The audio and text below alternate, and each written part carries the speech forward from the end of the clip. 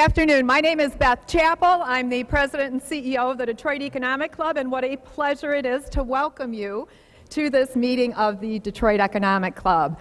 We'd like to ask you as we're getting started, if you haven't done so already, you might want to silence those cell phones. We'd appreciate that very much. And then we'd like to get started with the Pledge of Allegiance and an invocation. So if you'd kindly stand and join me to the pledge, it is to my right. The flag. I pledge allegiance to the flag of the United States of America and to the republic for which it stands, one nation, under God, indivisible, with liberty and justice for all. Kindly remain standing. Our invocation today will be delivered by Reverend Don Wright, who is the pastor at Lakeshore Presbyterian Church. Let us pray. Lord, as we gather about the tables today, we find ourselves in the midst of what has been characterized as a city in crisis. But here the leaders of commerce meet to discuss ways in which to support those seeking to make a difference. While the media reminds us of problems, we celebrate the improvements that continue to be made for children. We celebrate with youth in Highland Park and other cities receiving state scholarship funding for college. We celebrate the expansion of new medical facilities opening in area counties. We celebrate the response of citizens who are willing to challenge lawless elements. We celebrate the decisions of those political leaders willing to make the difficult choices required, and the spirit of cooperation between cities and state. We celebrate the new spirit of hope for a pure Michigan future, and we are indebted to those companies who, in the spirit of a vision of growth, are willing to open stores to provide additional employment and choice. Bless now the meal and the fellowship we have enjoyed, and help us to do justice, love mercy, and walk humbly. Amen. Amen. Thank you, Reverend Wright. And once again, folks, what a pleasure it is to invite you today or to welcome you to this meeting. A couple of quick things. I'd like to take a moment. We have a lot of VIPs in the room, but I did want to be sure that we gave a special welcome to our U.S. Senator, the Honorable Debbie Stabenow.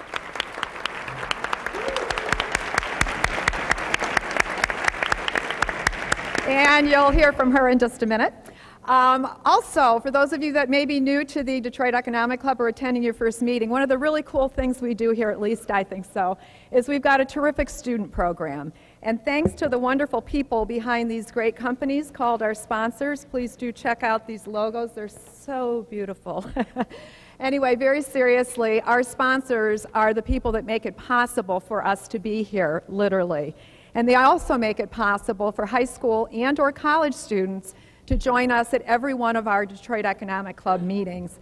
And to that end, the students not only have the opportunity to join us and, have hotel lunch instead of cafeteria food for a day, but they also have a very unique opportunity to spend time with both our presiding officer and our guest speaker prior to. And it gives them an opportunity to learn a little bit more and, more importantly, to ask questions.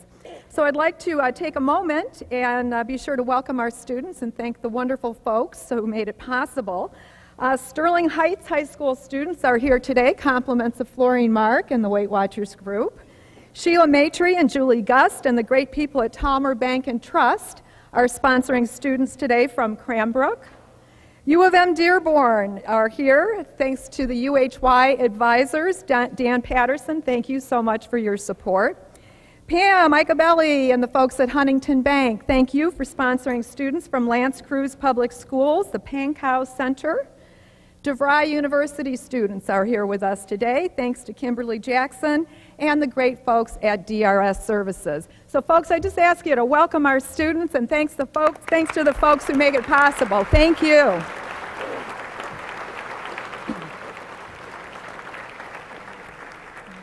I would be remiss if I didn't remind all of you that we are a membership organization, and if you are interested in sharing our passion and engaging in the great business, government, and social issues, we would encourage you to consider membership.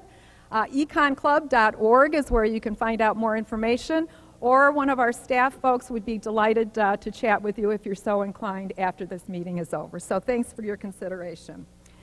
You also have on your place our upcoming programs. I won't go through them in the interest of time, but I will tell you that our Detroit Tigers Luncheon in a couple weeks is almost sold out. So if you are interested in joining us, for those of you, again, who may be new here today, we have the privilege, in addition to our other wonderful programs, and today certainly will be no exception to that, but we also have the opportunity to host our favorite Detroit Tigers, and if you're interested in that luncheon, all the players are there and the managers and everybody else. So it's really, really very fun. And we do the same thing with the Red Wings and the Lions, too.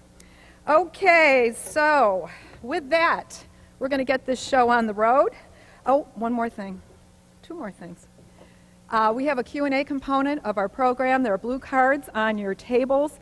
If you feel the urge to write a question at any time during the program, please do that. All you need to do is pass it up to the front of the room, and we'll see that it gets to the right place. I also wanted to welcome two individuals.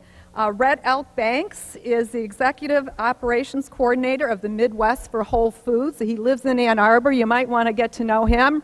Red Elk, where are you? There you go. Woo-hoo!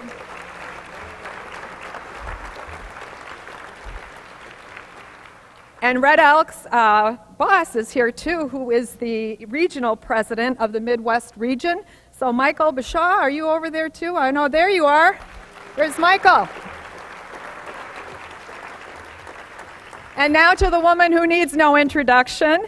Please join me in welcoming our presiding officer today. Florine Mark, obviously, is the chairman and president of the Weight Watchers Group. This woman, I don't need to tell you all the stuff she does. I'd be here all day.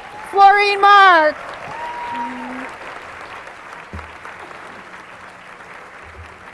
Thank you, thank you. It's my honor to be here, and it's a special honor for me today because I understand we have a reason to celebrate some Detroit Economic Club history today, because this Sunday, April 15th, is Beth Chappell's 10th anniversary as president and CEO of the Board of Detroit Economic Club.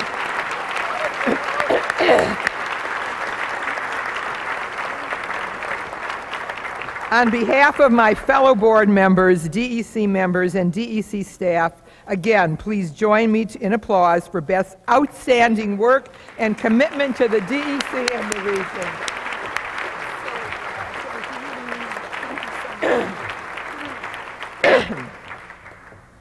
My next honor, Debbie Stabenow. I have known Debbie for many, many years. She's truly an inspirational person who never has ever given up on Michigan or the nation. She has lived here all of her life, and through hard work, courage, and an unwavering commitment to public service, she has really made a difference. She grew up in a very small town in northern Michigan, and her dad was an Oldsmobile dealer, and her mom was the director of nursing at the local hospital. As a 24-year-old graduate student at Michigan State University in the mid-'70s, she got involved in saving the local nursing home in her community. Can you believe that? The local nursing home in her community. The only one in the area that served low-income seniors, and it was going to be closed. As a young student, she didn't give up on those seniors, and she stopped the foreclosure of that nursing home. And it wasn't long after that she decided to run against the incumbent county commissioner who had proposed shutting down the nursing home in the first place. And as they say, the rest is history. And in the years that followed, she took on incumbents to win seats in the state legislature, the U.S. House, and the U.S. Senate, becoming the very first woman from Michigan elected to the United States Senate. And I want to applaud for that.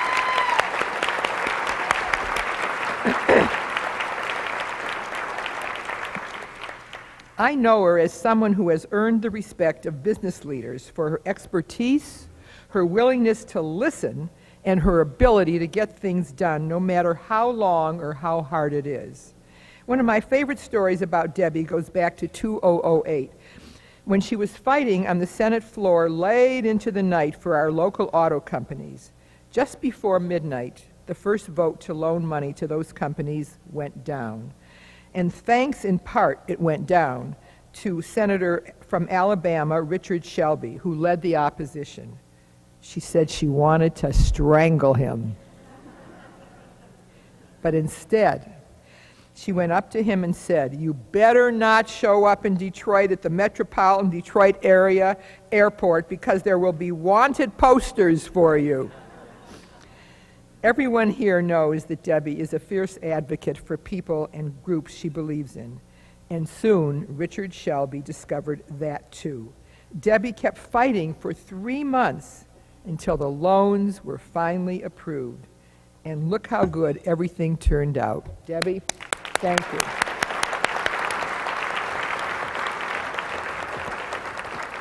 And I'm very happy to add that Debbie told me that Richard Shelby can now come into the Detroit metropolitan area.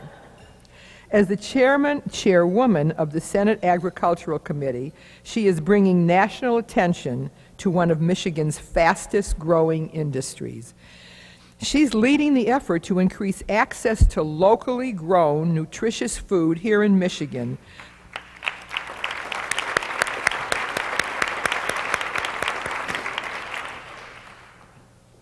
which, by the way, leads in nicely to today's speaker from Whole Foods. You'll meet him in a minute, but I do want to tell you I had the opportunity to call him and talk to him on the phone before, a couple weeks ago, and he kind of almost sing-sang for me, "I lost my heart in San Francisco, but I found it in Detroit, Michigan."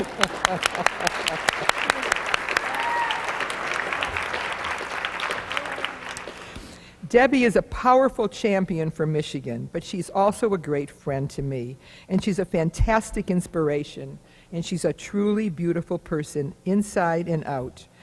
Despite her busy schedule, she works to stay active and eats healthy with fruits and vegetables, of course, bought at Whole Foods.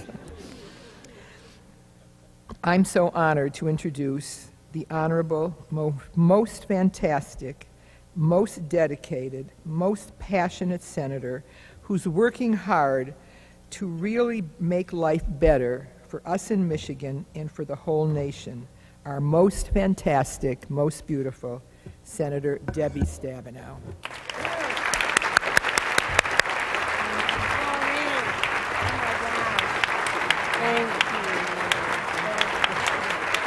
Wow. Wow. Thank you. So nice. Wow. So nice. First, I have no voice, which is not good for an elected official. But Florine, I'm going to take you everywhere with me. Oh my gosh. Thank you so much. And let's give a round of applause to a woman who has been an extraordinary business leader, a great success, and an inspiration to me and to all of us about how to take care of ourselves and be healthy and be successful in business. Florine Mark.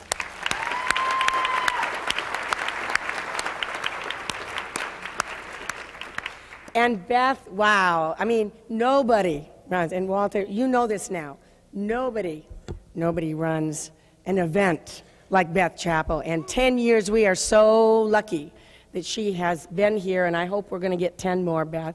Thank you very much for all of your work. You know, I have just the wonderful pleasure today of talking a little bit about the work that many of us in this room are doing and that Walter and I have been doing. But I want to just share one quick thing from something I did this morning that's another very exciting thing in Detroit. You know, everywhere I go, I think it's very important to talk about the great things happening in Michigan, the great things happening in Detroit. This morning, I had the opportunity with John Stroh to walk through the building that's going to be the new U.S. Patent Office. This is important. The U.S. Patent Office has never had a satellite office anywhere outside of D.C. The first one is going to be in Detroit. It's going to open in July, and there are going to be over 100 very good paying jobs, most of them local. So I'm very excited about it, and that didn't just happen by accident, other than a lot of nudging, which I was happy to be involved in. But we now in Michigan, and we're sitting within about 20 miles of where it's all occurring, are the place where the #1 place for new clean energy patents, new ideas, new entrepreneurs in Michigan. That's why they're coming here. So we know we have a lot of challenges, but we have a lot of great things because we have a lot of great people that don't give up. And so I want to talk a little bit about the speaker today and the efforts that so many of us are involved in another very important area. You know, I don't think we have an economy unless you make things and grow things. It means you have to invent. It means you have to, you know, we make a lot of great things. We also grow a lot of great things. 1 out of 4 jobs in Michigan come from agriculture-related activities. We have more diversity of crops than any state but California. Walter, you beat us, but nobody else does other than California. And so we have tremendous strength here, both not only in production agriculture, but in what we're doing in the food industry, which so many of you are doing, what we're doing in local food markets, what we're doing now at Eastern Market, which I want to talk about. And Dan, we so appreciate your leadership and the leadership of your board and all of your efforts. Thank you so much for what you're doing. But the truth is that being chair of the Ag Committee, and I have to tell you, when I became chair a year and a half ago, the first thing, you know, some of the old guys out in other parts of the country said was, what is somebody from a car state doing chairing the Ag Committee? And then I told them I got a chance to tell Michigan's story.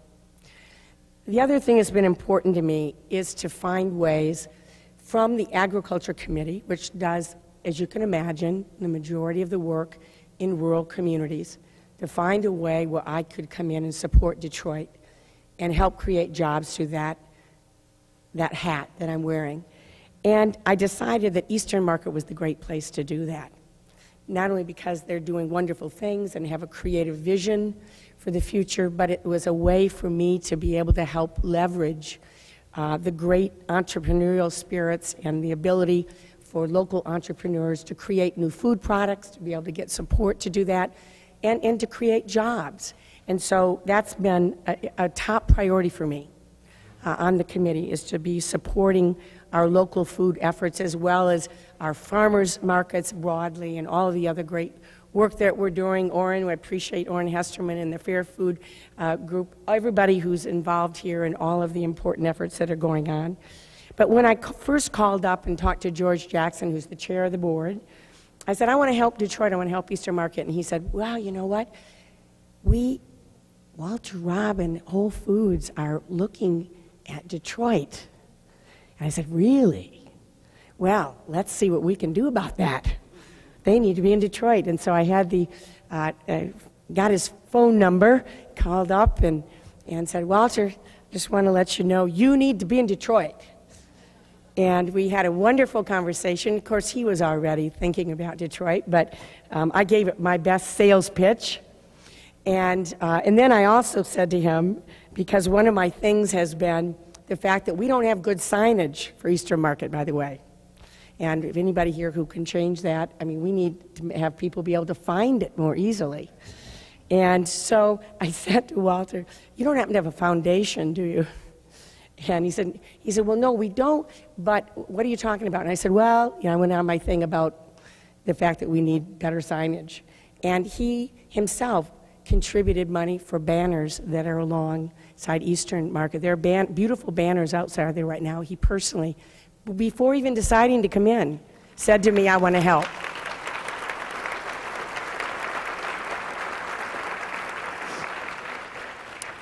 But that's not all. I mean, the great vision through Dan and everyone involved in Eastern Market has created a new opportunity through what's called Shed 5 to create what's called a kitchen incubator. You know, we know about business incubators where businesses pool resources and be able to save money by being able to pool resources. Well, a kitchen incubator is much the same. If you have a product, it's difficult to get it certified, go through all the legal processes to be able to sell it, because you have to go through a commercial kitchen and get all kinds of approvals. It's expensive. So Eastern Market is setting up a commercial kitchen where small entrepreneurs can, in fact, get what they need without having to expend the dollars to do it themselves. Walter has gotten involved in that, very excited. We were together in January for the groundbreaking, and it's coming along, Dan. And what was important about that, though, is that Walter went to his suppliers who make kitchen equipment, who donated the equipment for the kitchen. Thank you.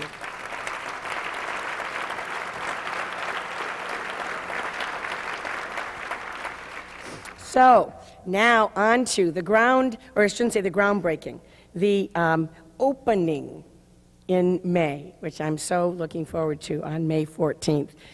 We are talking about not only jobs and economic activity in Detroit and access to fresh, healthy foods, but we're talking about now a company that is here that is absolutely, totally committed to Detroit.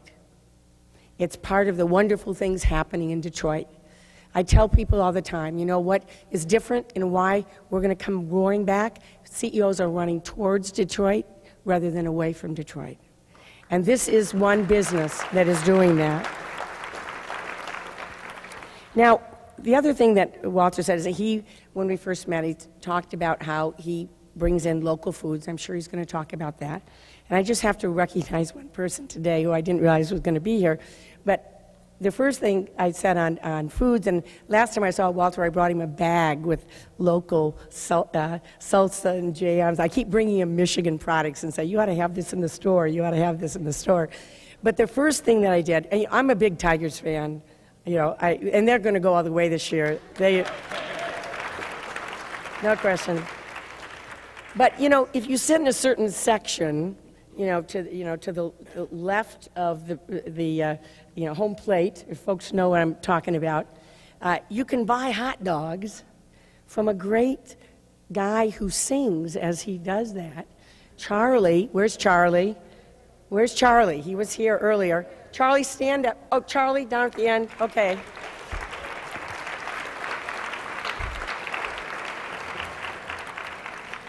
So when Walter told me he was definitely coming in, I said, okay, you want to say that you get Detroit? Charlie has a mustard that he makes now, a great mustard. I said, you need Charlie's mustard in Whole Food stores. And you know what? Charlie's mustard is going to be in Whole Food stores.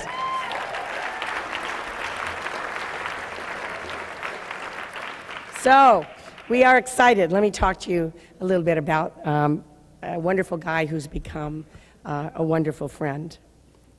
Walter Robb's interest in healthy foods actually goes back a long, long way. He graduated from Stanford in 1976 and borrowed $10,000 to transform an old auto garage into his own natural food store. And the experience he gained set the stage for what has been a wonderful career. An entrepreneur at heart, Walter was looking to open up a new store in the Bay Area, in San Francisco area, when Whole Foods made him an offer that he could not refuse, to build and run his own store as a Whole Foods store. This location opened in 1992 and was the company's 12th store. Walter was the store team leader for 1 year before becoming the president. And this is for 1 year before becoming the president of the Northern Pacific region. In his 8 years in this role, he grew the region from 2 stores to 17. He became Executive Vice President of Operations in 2000, Chief Operating Officer in 2001, and Co-President in 2004. He now serves as co-CEO, where he oversees 6 regions. He also serves on the Whole Planet Foundation Board of Directors as chairman of the board of the Whole Kids Foundation, on the advisory board for the Organic Center for Education and Promotion, and on the Board of Regents for the University of the Pacific. In addition to this, he is, of course, involved in many community efforts, community building efforts as well. I've had the pleasure of joining Walter at his home for dinner to meet many of his suppliers. And I have to tell you, you learn a lot about a CEO by how others that they work with respond to them. And I can tell you that this is a great American leader. He's a leader in bringing more fresh local food to tables across our country.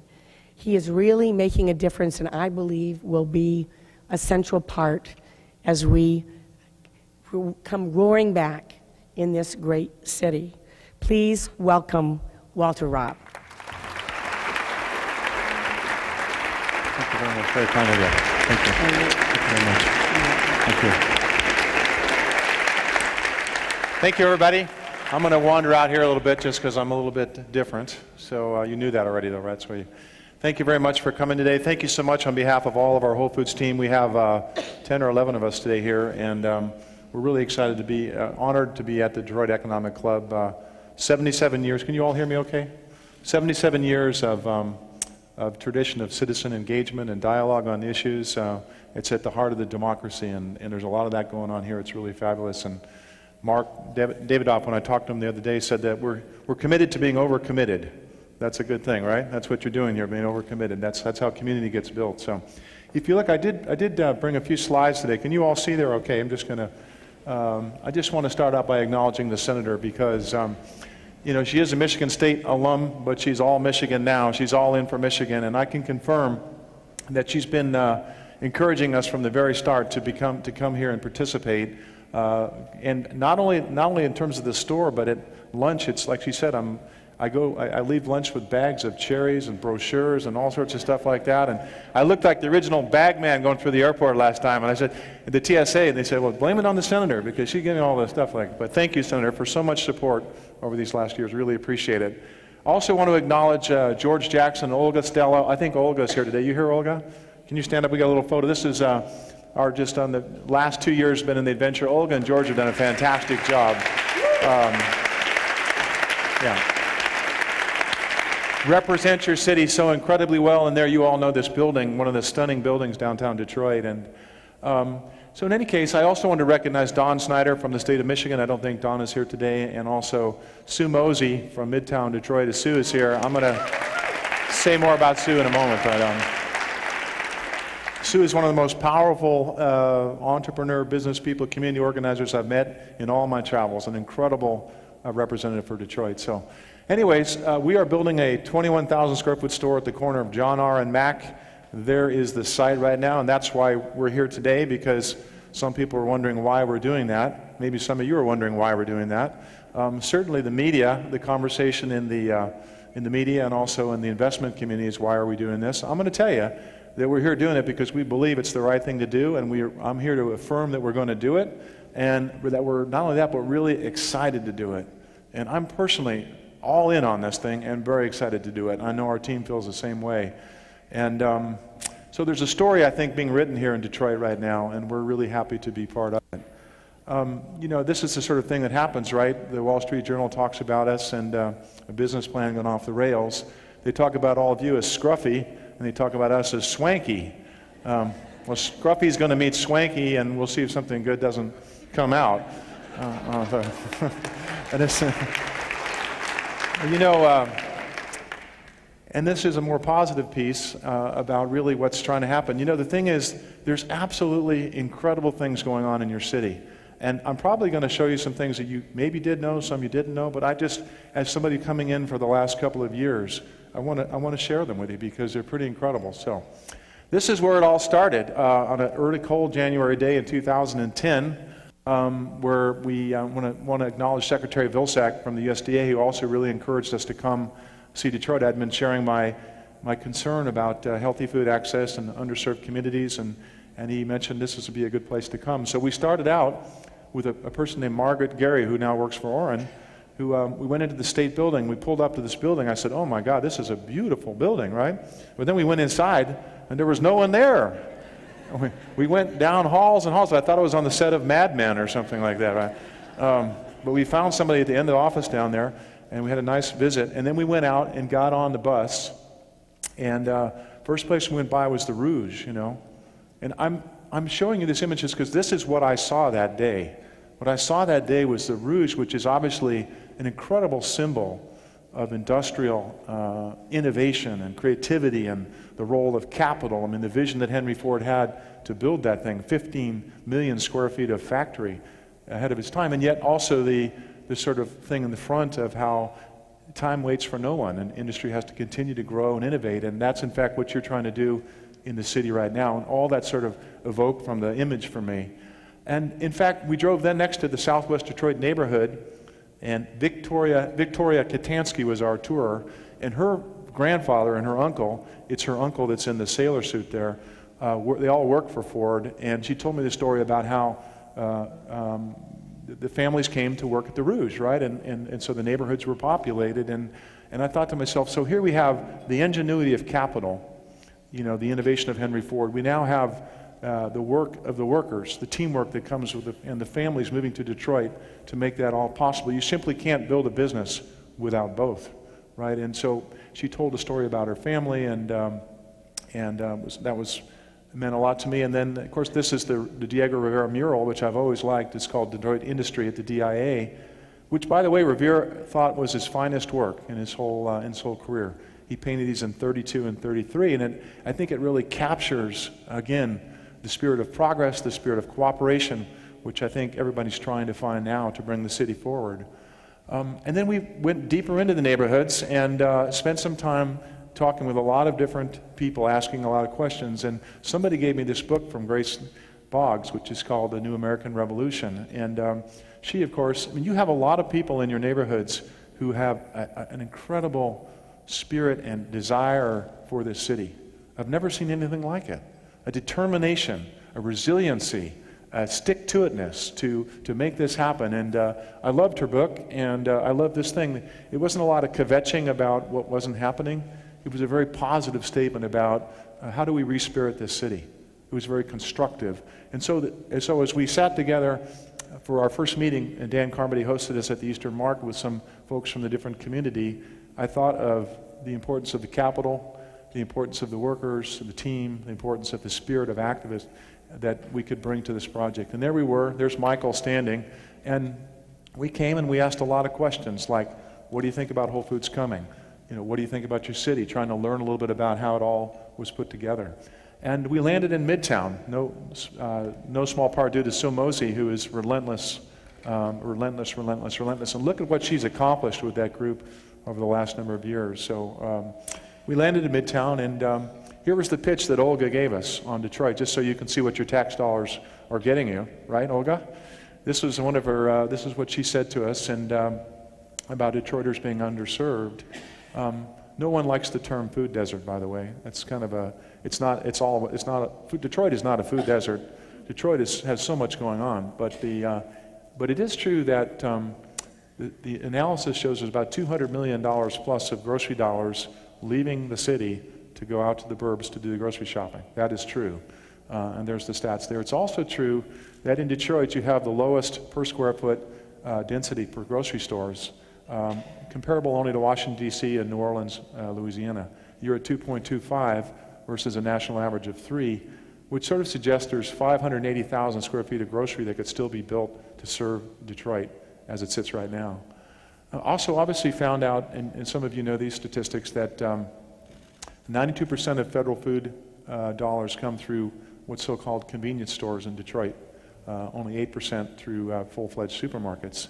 And that's 3 times the national average as well. So, and then it looks like it's resulted in some, these are health stats from the CDC and the city of Detroit, which is a little harder to get information from these days, but it does show you the concerns around coronary diabetes and obesity.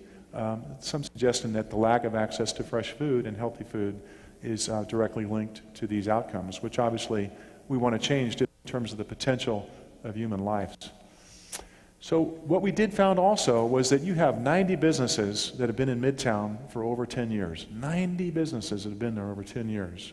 And we had these restaurants, Amanda from our team put this together. These restaurants have also been there over 10 years. The first place that we stopped was Avalon Bakery. You all know Ann and Jackie. Jackie's here today. Where are you, Jackie? Jackie's on Jack right there. So we were there, and somewhere there in the early days of 2010, we went there almost every time to have a cup of coffee and talk about, you know, what it was like to come to Detroit. So you all have seen what a marvelous business, and I think what was most impressive to me about Avalon was how they have taken people over the last 10 years and developed people so incredibly with that opportunity to work, meaningful work, training and developing. And I have my personal favorites there at Avalon, but I won't. But you can see this is just an example of a business that literally took a chance on this city over 10 years ago and is just flourishing. And we are, in fact, in honor to them, we're not actually going to make our own bread for this store. We're going to let Avalon make it for us. So, yeah.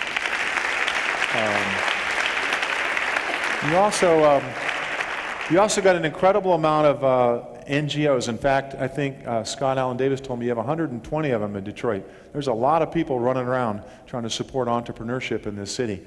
These were some that came to a little meeting at Tech Town that we had where we invited them to come and just a sampling of the ones that you have in this community. And we also found double bucks. Orrin Hesterman, the senator mentioned Orrin. Orrin, you want to stand up so people can see who you are? Yeah.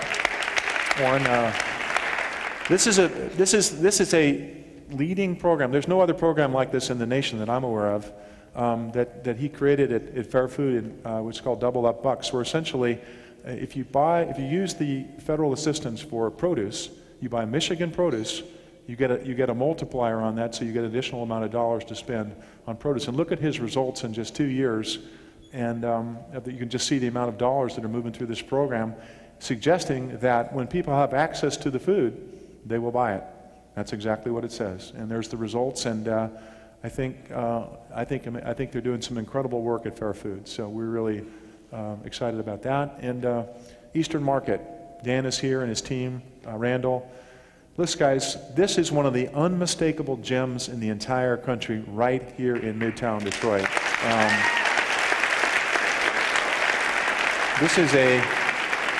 This is a public market. This is a public market where people can come, where farmers can come, where the people can talk to the farmers directly. I'm not talking about a farmer's market. That's there too. But look at this beautiful structure. Many a developer has tried to pick a place and build something like this. It never works because it's not genuine. This is the real deal here. And you have it right here in Detroit. And we have, again, in support of that, we're beginning to be better and better partners with Dan. We have also moved a lot of our produce procurement over to Eastern Market, and we'll continue to do so. But I think Dan has done a fantastic job, and if you haven't been there recently, you should get over there. It's really a terrific place. And there was a shot from, I guess, a couple Saturdays when the customers are coming together with the farmers. The Greening of Detroit. Do you all know about the Greening of Detroit? Another, Rebecca and Ashley. I don't think either Rebecca and Ashley are here, but the Greening of Detroit, I will tell you, you have the number one progressive urban agriculture in the United States of America right here in Detroit. And the Greening of Detroit is, you have over 1,800 gardens in this city. And these guys are you can see them on many different blocks, but number one in the city, in the country, is right here in the Greening of Detroit. So fabulous organization. We love working with them. In fact, they have their first 2 commercial greenhouses are coming to Detroit soon. One is right by the Eastern Market. Vanguard, we spent some time with Scott Allen Davis. He's up in the upper left there. Scott, you're here, aren't you? Scott Allen, can you stand up so people can see you? Yeah, thank you. Scott's got his own, this is up in the north end of Detroit, and they're the closest one to where we are in our store, but I know he represents many other types of organizations who are serving people. But Scott's triple bottom line is economic development, social development, and personal development, the whole person. And that's what they're working on at Vanguard. And we've really enjoyed spending time with them and also getting the very honest and direct feedback from Scott Allen about what we could do better or any number of things. But you realize you have over 120 of these organizations serving your communities in this, and it's extraordinary. And then what can I say about Sue Mosey? Everybody knows Sue Mosey. Where are you, Sue? Where are you? There she is, right there. Just an absolute... she didn't even want me to take this picture of her, but we talked her into it. But she just does an amazing job and continue every step of the way as we've been working through our process to come here and do our store. And she's been right there, lockstep, in support of us. So, also some amazing people. I love this guy, Phil Jones. He's a food guy in the city, and he's just put his money where his mouth is and opened a restaurant in the what's that building, Amanda? The Hart Building? Virgil Carr Building, which is a very cool building. If you've never been up to the top of that thing with a stage and so forth. So Phil Jones, and then how about Betty Wright? You know Betty Wiggins. Everybody know Betty Wiggins? All right. Betty tells me she grew up on a farm in Whitaker, so she's Afro-Polish. Afro-Polish. Betty runs the food service for the Detroit Public Schools. Let me tell you something about Betty. And she's here. Betty, can you stand up so people can see you? Because she's awesome. Yeah. That's a job. That's a difficult job. The government doesn't give you too much money to buy the meals. But she's committed to taking the Detroit food system 30% local. That's her goal, working with Dan at Eastern Market. And she's also setting a new program to put 45 gardens in Detroit schools over the next year. So, fantastic. And I have to tell you, you have a fantastic store in Southwest Detroit called Honeybee Market. We saw it on our first trip down there, and they were wonderfully warm and welcoming, and these guys are very good grocers, and we were very impressed. And our store is obviously a long way, or pretty far away from theirs, but why are you laughing? Okay, good people. So here we are. We're back down to, I want to tell you a little bit about Whole Foods. This is what our elevation looks like. Sue helped us a lot to make sure we didn't screw it up, and we're starting to build it now. This is the first Whole Foods store in Austin, Texas, 1980. And you can see it's a period piece. And this is our headquarters store now, and our offices in Austin, Texas at 6th and Lamar. And there's kind of a view of what's happened over the last 31 years. It's been pretty amazing. So in Oakland County, we are here a lot because we were able to make a deal with the Jonah family. Many of you probably know Eddie Jonah. Well, his son, Mark and Matt, but Mark is here today. Mark, can you stand up, please? Mark Jonah.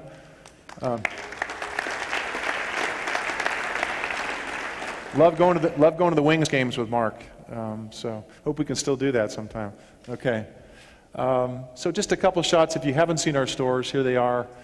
We do sell a lot of fresh foods, and I think we're pretty good at it. You'll see. You'll be the judge of that. So also 100 best companies to work for, Fortune magazine, the last 15 years, every year that the list has been there. We're very proud of our reputation of being a good place to work. We provide health care to all of our team members. You can see there on the stats that 87% of our team members pay $10 or less for their full coverage. We're pleased to do that as part of our workplace. We also offer an immersion program for our team members. It's an opportunity for them to spend 7 days, all expenses paid, to work on their health. This is my friend Zoraida Escobar from one of the stores in Chicago. You can see on the left, and you can see what happened on the right. I just saw her the other day. And team members really appreciate this opportunity to work on their health. Almost 40% of our team members have an equity interest in the company through options or shares. I think that's pretty unique in the corporate landscape today by giving our folks a chance to own a piece of the company. That will be true for the team members here as well. We also offer, I think, enrichment opportunities through our two foundations. This is Whole Planet. We endeavor to end poverty in the developing world from where we buy product. We buy product in about 80 countries now. We have this foundation set up now in 51 countries. And lending money, average loan size about $250, 100% to women, by the way. The repayment rate after 6 years is 99% on the loan. So and our effort at Whole Kids Foundation, we place salad bars in gardens and schools. You can go to the website and check that out. And it's another wonderful way for the team members to get involved and participate in something beyond just the grocery store. So Whole Foods is a mission-driven company. Whole Foods exists to create change in the world in a better way. And it was Henry Ford who said, a company that just makes money is a pretty poor company, something like that. But his point was that you got to exist for more than just the money. You got to exist for some bigger reason. For us, you can see some of the things we're working on as a company. We very much get up in the morning to try to make positive change in the world. And these are our core values. Core values don't get talked about as much anymore, but what they really are, they're stakes in the ground. They're things you believe. They're things you use to make decisions, and these are ours. And I think you'll find if you talk to our team members that they know them and they believe in them. And I want to show you how I think this project allows us to serve our own values, which is to sell the highest quality foods. We will try to do that through the selection of products that we offer at the store. Our team member happiness and excellence, we just talked about some of the ways. Wealth and profits, we think the store will be profitable, but it's already helped our other stores in Michigan. We have 5 other stores just because people are talking about it so much. We're going to continue to support the local suppliers. You can see this is an example of the strawberries and the peaches and how we kind of show it up at the store and highlight the Michigan origins. And our partnerships with Eastern Market and other groups that we've talked about already, and our environmentally responsible practices in building the store and composting and recycling and that sort of thing. So, healthy eating. So anyways, why Detroit? Why now? Because, and I wrote these things down. I want to actually read these to you because this really, actually before I do that, I'm going to finish here, but I'm going to just address 3 things. First of all, the incentives. What Paul W., when he interviewed me on the radio, said, the controversy. You know, we did get some incentives. I'll leave it to you guys to decide if it's right or wrong. Sue tells me that most all of urban renewal gets incentives. We didn't actually receive any. Whole Foods didn't. The developer did. We're certainly going to be indirectly benefiting from. It was those incentives that allowed us actually to come, quite frankly. So in the end, I think we'll have to see. You'll have to be the judge of whether that was a good decision or not. The risk, I just do want to say that, you know, we're going to spend over $6 million on this store. We signed a 20-year lease with options. And so I figure we've got over a $20 million exposure in this decision to come to Detroit. And much more than that, it's our reputation and our integrity that we're putting on the line for the commitments that we've already made over the last couple of years to be here with you and be a partner in this community and help you do what you're trying to do. And those are worth far more than $80. So the other thing is, of course, the criticism, the pricing, the arugula store, the swanky. You know, and again, you're going to have to see what the store that we build and how we do it, and we'll let you be the judge. I think the best time to answer those questions is after the store opens, and you see how we do in serving the community. So that more to come. In any case, in finishing, well, I did the wrong slide there. There we go. Why Detroit? Why now? Because we see a city at an inflection point. There's some images there. I guess not. We see a city at an inflection point. We see citizens with the determination, resiliency, and spirit, the likes of which we haven't seen around the United States. We see a community loaded with talented groups. We see a place where we can contribute and also be true to our own values. We see a place where we can join what is already happening in spades. We're coming here because we share your vision for healthier, fresh food for more, and not just the few. We're coming to confront the disconnect between the accessibility and the affordability and healthy food. We're coming for the opportunity to stretch into greater service in the world, which is what our company is all about. We're coming here to make an investment in this city with our full heart and spirit. So we're going to put our apron on now. We're not going to have a whole lot more to say. We're going to get to work, try to build the trust, more trust with all of you, with our team members, with our customers, and try to open that store. So thank you very much for having us today. Really appreciate it. Thank you. Thank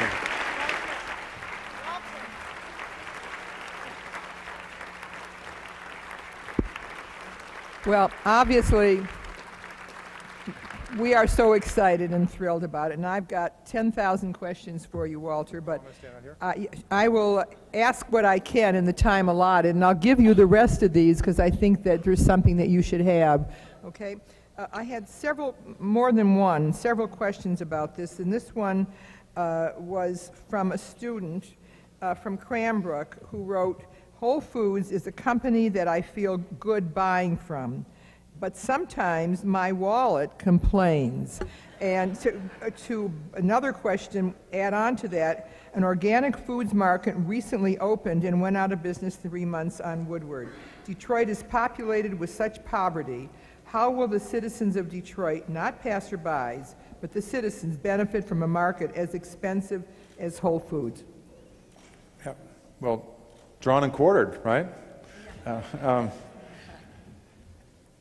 You know, I think it's all about bringing choices to the city, and I think that what we're going to do is bring a selection of products and in the store that we're going to open and give people choices. I think you've got other stores all around. There's going to be lots for people to choose. So it's always a choice on the customer. But I think the expensive thing is overstated. I think if you look at the work we've done the last 3 years, we're incredibly competitive. I have done my own surveys in Detroit over the last 6 months, And you'll have to do your own, but I think we're going to be incredibly competitive. I think you'll see us, we understand where we're opening the store and what adjustments need to be made. And I think, come and see that if we are able to make those successfully. So, but then there's another issue beyond that, which would take more time than we have right now, which is the quality of food. And so there's always a trade-off sometimes between the price and the quality, and different people make different choices in that trade-off between price and quality. So, for example, in Whole Foods, we don't sell anything with preservatives. There's a cost to that. There's a cost to raising animals a particular way, or fish without hormones, those sorts of things. So we need to find the right balance there, and we also need to do a lot of work on education in terms of helping people decide which choices are important to them. But we're going to do a lot of that. We're going to offer a lot of classes. We're going to offer all free to help people to learn more about food and learn more about those sorts of choices. But I promise you this, we're going to be competitive. Right, Red Elk? We're going to be competitive. So let's leave it at that for right now. Great. Yeah. You use the word fish, so I'll ask the next question. With new concerns over fish quality, what do you see about farm-raised salmon and antibiotics and bad stuff in farm-raised? Well, over 55% of the fish sold in the United States now is farm-raised because there's not enough wild fish left. And if you want to read a good book, For Fish by Paul Greenberg, kind of lays out the situation. It's fairly stark. But again, in anything, there's a range of choices, and with farm fish it's true as well. There's some fish that's being raised very poorly, in a very poor manner, and then there's, I think, we're on the other end with very high standards for the farm-raised fish. If you want to go on our website, you can look at our standards. They're up there about how we specify that with our suppliers to do that. It's basically, it's basically a choice there between those. And so there's nothing wrong with farm-raised fish if it's raised responsibly and sustainably, and there's everything wrong with it if it's not raised responsibly and sustainably. But we're getting ready to come on fresh fish season pretty quick here. Wild salmon will be starting up at the end of April, early May. So we'll have the summer to do that before we get into the farm fish. Well, I find that your men and women behind the counter are very knowledgeable. I buy my The men or the women? Men and women. Men and women, okay. I buy my farm-raised salmon, which I love, from Whole Foods and also Plum Market. And I ask the men and women behind there, and they always explain to me that you have your own farms and you raise them in the quality of Whole Foods. So I feel very comfortable buying them. Well, it's the specifics, the density of the fish. Many people jam them all together, and they got to give them the chemicals and the antibiotics to keep them healthy. Then they're doing it in such a fashion that hurts the environment, then they're adding extra additives to their feed. You go right on down the line to some of the practices. We don't do any of that. So there is a difference, and if you want to talk about it more, it's up on the website if you want to look at the standards. They're there. So. What has been the biggest... And by the way, those standards are not changing for this store. This is not going to be a half Whole Foods market. This is going to be a whole Whole Foods market.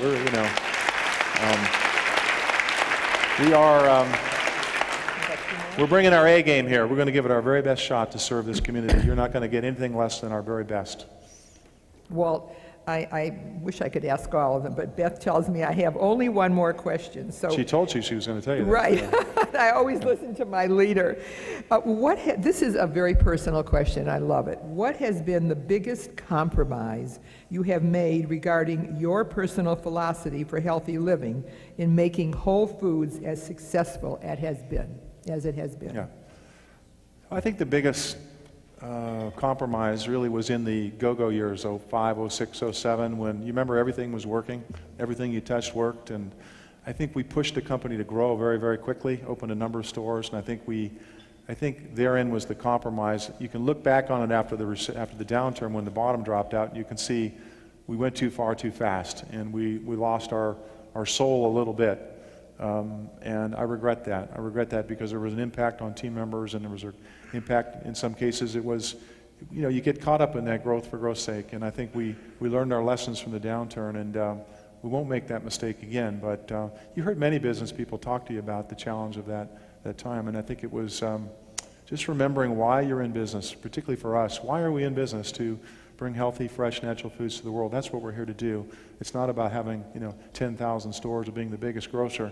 It's about doing what we do extremely well. And I think we're back together as a company around that idea. And so I'll always remember that experience. I apologize to all of you who have taken the time to write out these wonderful questions that I couldn't get to all of them, but I will give them to Mr. Walt. And by the way, all fruits and vegetables are 0 points. Thank you very much. Is that okay? But of course they are, all 0 points. Mark? Fruits and veggies. Walter, thank you so Welcome. much. I'm telling you, I mean, I think he's one of us. He's a Detroit guy, right? I mean, now you all know that it'll be 10 years on Sunday. So as you also know, I've heard a few speeches in my tenure here. And Walter, I must tell you, to be out in the front without any notes, recognizing all of the wonderful people in this room that help make this great reality happen, that's a real gift. And it means that you really care and you're engaged. So thank you so much. Thank you. And of course, Senator Stabenow, thanks for making the phone call. You know, we appreciate that. And very seriously, thank you for being with us here today. Thank you, thank you. And keep up the great work on that Agriculture Committee. I think there's not enough people in our state that realize how important that industry is to Michigan. It's huge. And of course, Florine Mark, as always, stealing the show. So thank you so much. Thank you. And folks, as always, we know you have very busy schedules. Thanks for investing your time with us here today. And this meeting's adjourned. Have a terrific day. Thank you.